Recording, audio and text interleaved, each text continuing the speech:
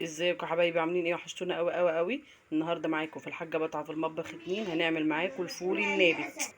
الفول النابت بطريقه سهله وبسيطه وهتعجبكم قوي.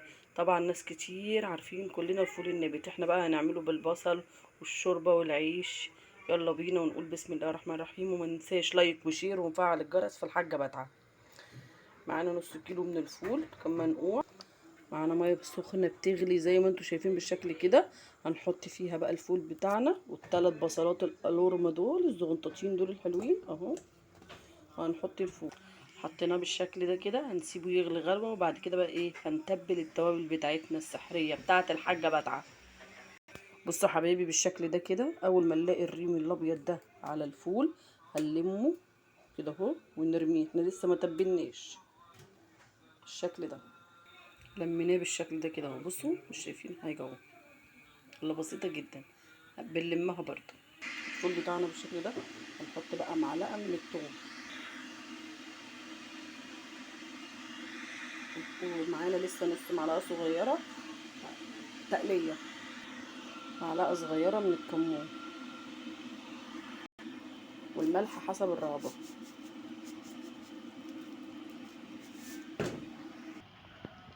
انا معلقه صغيره من الثوم، عليها معلقه صغيره من الكزبره، وحبه من الزيت. هنقليها عشان نحطها على الفول النابت بتاعنا.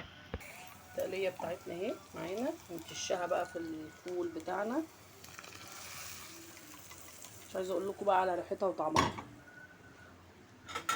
مامتي كانت على طول بتعمل لنا الفول النابت ده يوم الجمعه، واحنا كمان النهارده الجمعه. تحفه. هنغرف بقى. شايفين الفول شكله عامل ازاي؟ تحفه. نعصر بقى الليمون عليه وندوق.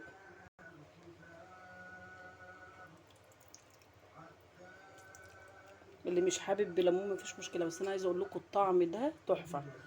احلى طبق فول نابت من ايد الحاجه بتاعنا. مين اللي هياكل؟